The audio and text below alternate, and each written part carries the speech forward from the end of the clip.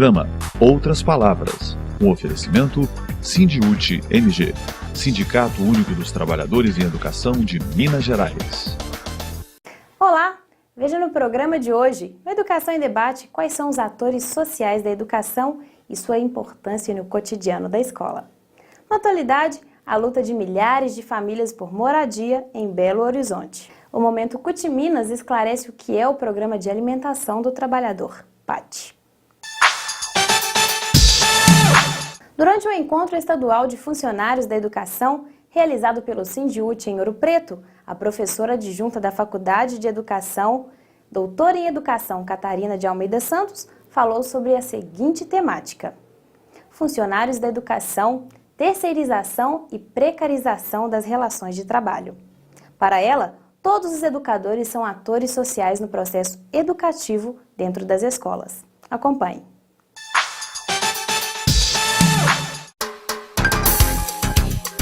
Educação em Debate. O Sindiúte realizou um encontro estadual de funcionários da educação. Reunimos mais de 400 colegas para debater questões importantes desse setor. E aproveitamos a oportunidade para conversar com a Catarina. Catarina é professora da área de Políticas Públicas e Gestão da Educação, professora da Universidade de Brasília. Catarina, é um prazer conversar com você. Eu acho que a gente pode iniciar essa conversa falando sobre quem são os atores sociais dentro da escola. O professor não é um único ator dentro das unidades escolares. Então, quem são esses outros atores? O prazer é todo meu. Você está certa, Bia, na verdade, ao contrário, né? Nós temos vários atores dentro da escola. Nós temos os estudantes, nós temos os professores, temos os demais funcionários da escola, né? Temos a comunidade local e escolar, né? Quer dizer, nós chamamos de os pais, as comunidades que estão em torno da escola, todos esses são atores que compõem o processo educativo. Então, a gente tem aí um conjunto de atores, não só os professores. No processo educativo, é fundamental que todos esses atores sejam considerados no processo da educação, especialmente os professores e os funcionários sejam considerados eminentemente educadores. Desde coordenação, gestão, todos esses são educadores. Afinal de contas, o processo educativo não é só a questão da escolarização, da transmissão dos conteúdos. O processo educativo envolve valores, aprendizado dos valores, dos costumes, que todas as pessoas que trabalham na educação, que trabalham dentro da escola, passam essa formação, esses conteúdos, né, esses temas todos. Bom, mas vamos conversar, Catarina, sobre um ator dentro da escola que muitas vezes parece invisível aos olhos da sociedade e, infelizmente, também muitas vezes invisível aos olhos do governo, que são os funcionários da educação. Sim. Nós temos uma luta nacional importante sobre esse setor da nossa escola, que aqui em Minas Gerais são os analistas, os assistentes técnicos, os auxiliares de serviço, e nós temos uma luta nacional também contra a precarização da relação de trabalho. Pela sua experiência, o que está acontecendo com esse segmento dentro das escolas? A questão da terceirização, ela está posta na sociedade em geral, né, nos processos de produção em geral. Quando isso chega na escola, é mais complicado ainda.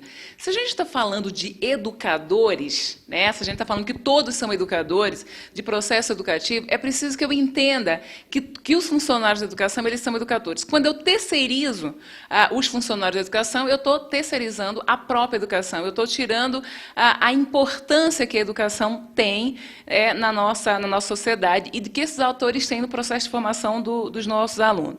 Então, se a gente na política, por exemplo, do novo Plano Nacional da Educação, a gente tem 3 metas voltadas para a valorização dos educadores, dos funcionários da educação, na verdade, dos trabalhadores na educação, aí englobando não só os professores, mas também os funcionários, né? E nessa luta, o que está em voga? É que não só os professores precisam ter formação inicial e continuada, mas também os funcionários. Não só os professores precisam ter plano de carreira, mas também os funcionários. Não só os professores precisam ter condições de trabalho, mas também os funcionários, né? Então, porque se todos esses atores são atores do processo educativo, eu não posso invisibilizar né, aqueles funcionários da escola que não são educadores. Que não são os professores, no caso. Eu não posso pensar que a pessoa que recebe os alunos e os pais na escola, que a pessoa que faz a alimentação dos alunos, que a pessoa que cuida da limpeza da escola, eu não posso pensar igual eu penso numa fábrica ou em outros espaços.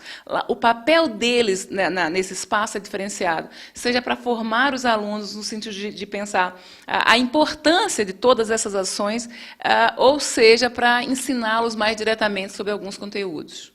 Em Minas Gerais, várias redes municipais terceirizam os serviços de limpeza e também de alimentação, o que nós já vimos com a professora, que é um problema de toda a sociedade, essa terceirização.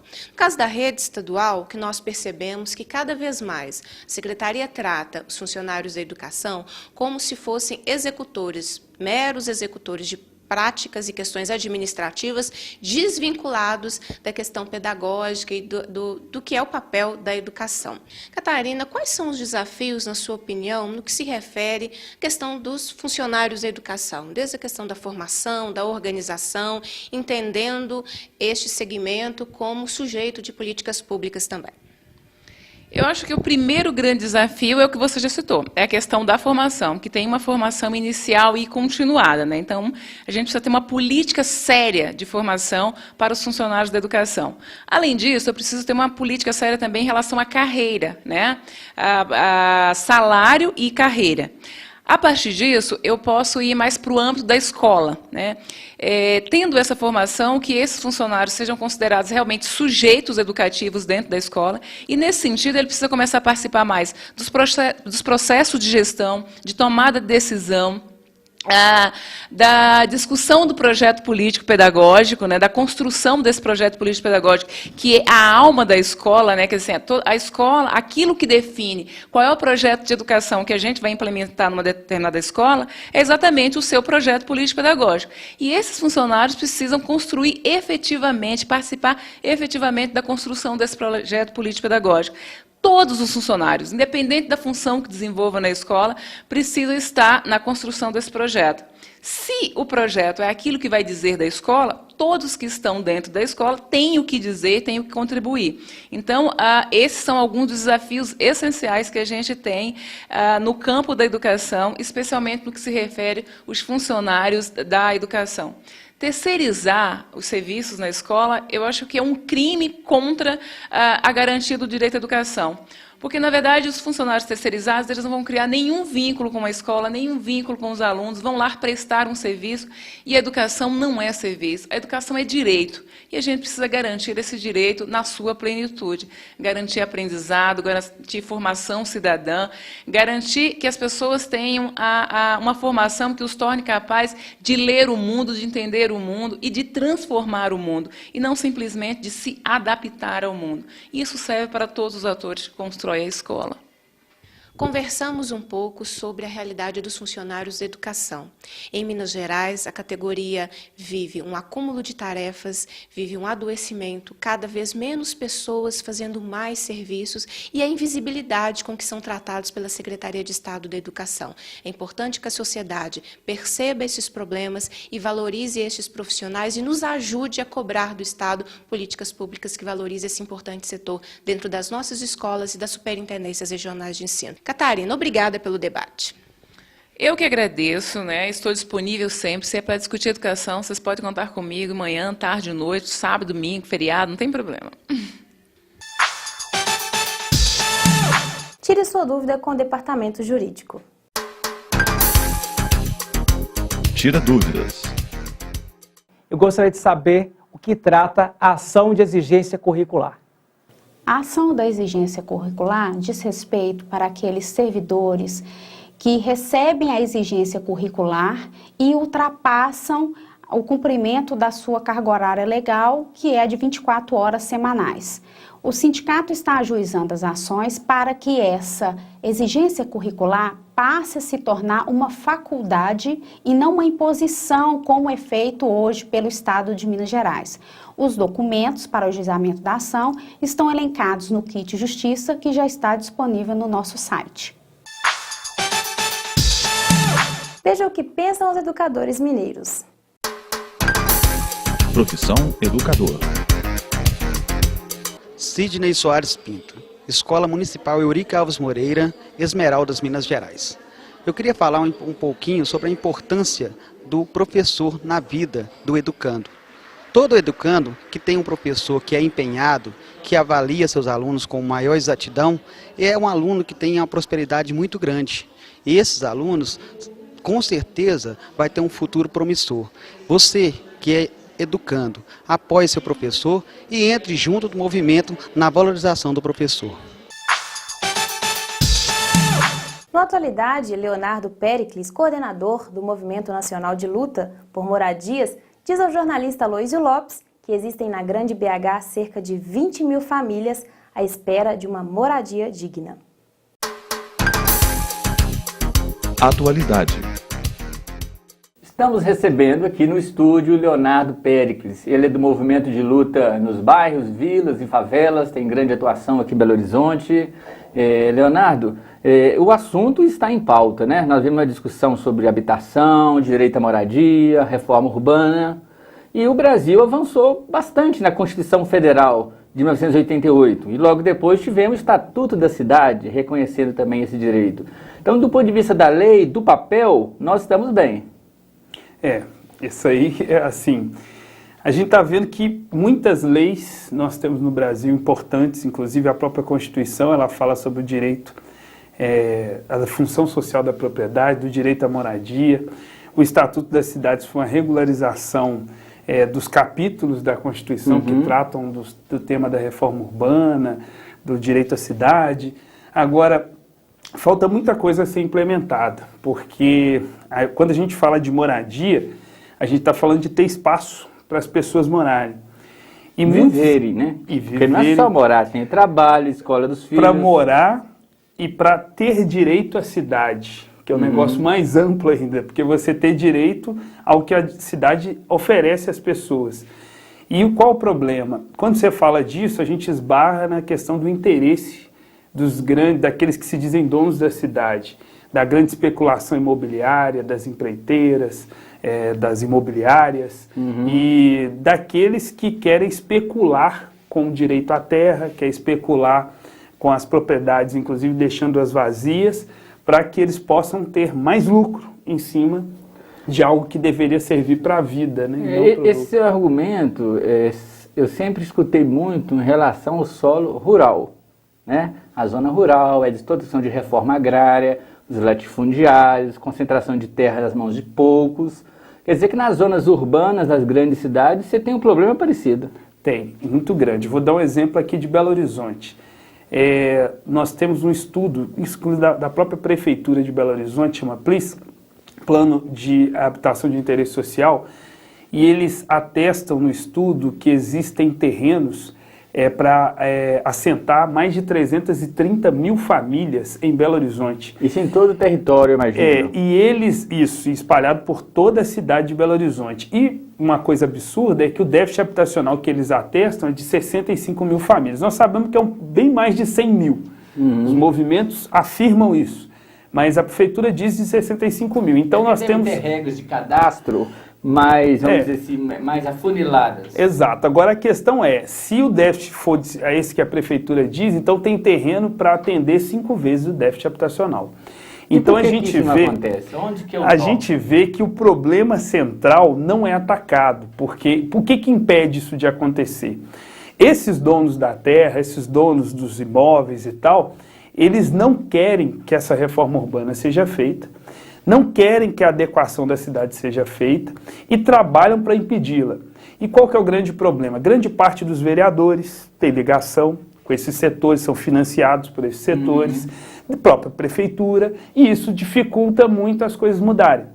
Porque uma coisa é certa, é que terreno que não cumpre função social, ele pode, inclusive pelo próprio plano diretor de boa parte das cidades, e Belo Horizonte se inclui nisso, esses terrenos poderiam ser, inclusive boa parte desses terrenos abandonados, eles inclusive devem IPTU maior até do que o valor do próprio terreno. Mas existe casos de terreno público também, seja do município, do estado ou da União, que estão vazios. Vários.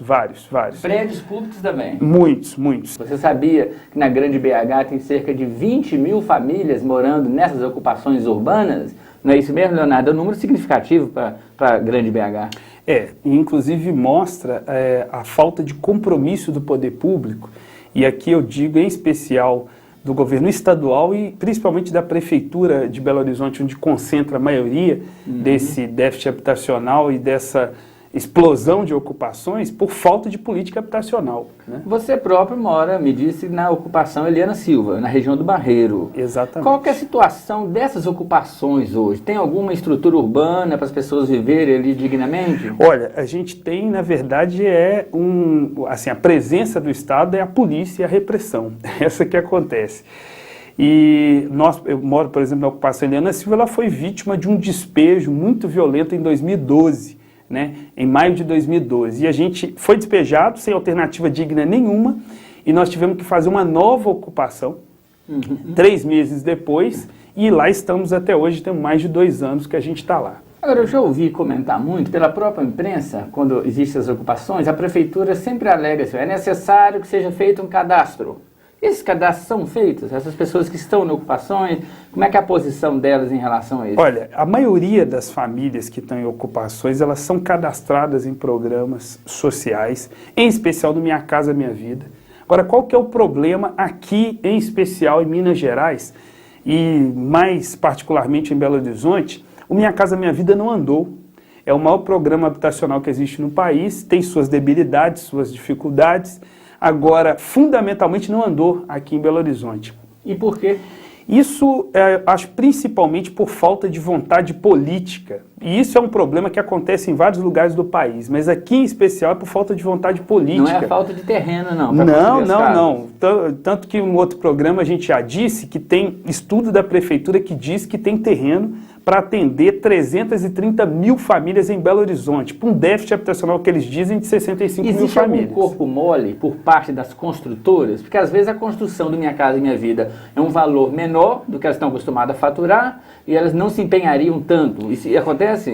Existe porque assim, qual que é o problema? Nós defendemos, por exemplo, Minha Casa Minha Vida entidades, que é o quê? Os recursos estão na mão do movimento para ele fazer a construção, das famílias. Por quê? Porque nós não visamos o lucro para fazer as moradias, nós visamos a moradia. Inclusive pode fazer via mutirão, né? Com certeza, várias formas existem que podem diminuir o valor da construção. Qual que é o problema? Está na mão das construtoras. E, infelizmente, a nível federal, 98% do recurso está na mão das construtoras.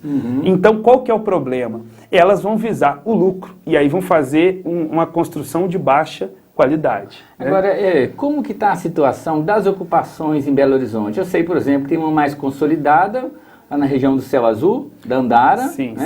E tem uma mais problemática do ponto de vista da estrutura, que é mais recente, que é na região do Isidoro, né? A região do Isidoro fica ali, divisa Santa Luzia e Belo Horizonte. Exato, lá são 3 ocupações.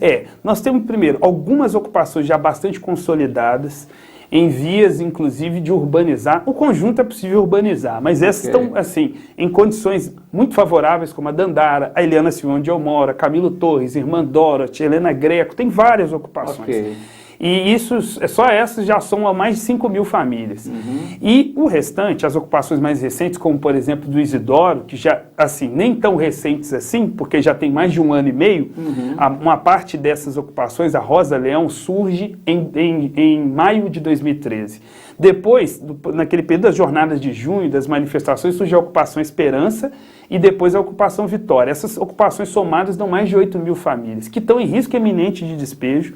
Nós estamos lutando há algum tempo, inclusive nesse período último, em agosto, teve uma grande luta para não ser despejado. O governo do estado cessou o diálogo, a prefeitura já não queria dialogar e resolveram partir para o caminho do confronto e da violência contra as famílias e o povo. Mas agora, com a eleição de um novo governador, que toma posse a partir de janeiro, vocês têm expectativa de que isso possa mudar? Olha, nós temos muita esperança que essa política, principalmente da repressão, mude para uma política habitacional, de diálogo constante, permanente com os movimentos e com o conjunto das ocupações. Porque hoje, apesar que não houve o despejo das ocupações do Isidoro, mas o tratamento foi em cima da violência. A polícia reprimiu fortemente essas ocupações. E isso é no estado inteiro? São muitas ações de despejo? São mais de 300, são quase 300 ações de reintegração de posse no estado todo, de ocupações rurais e urbanas. Então, talvez precise também de uma articulação do executivo com o judiciário também. Não, né? com certeza. Inclusive, o judiciário é a parte menos sensível ao direito à moradia, infelizmente, hoje.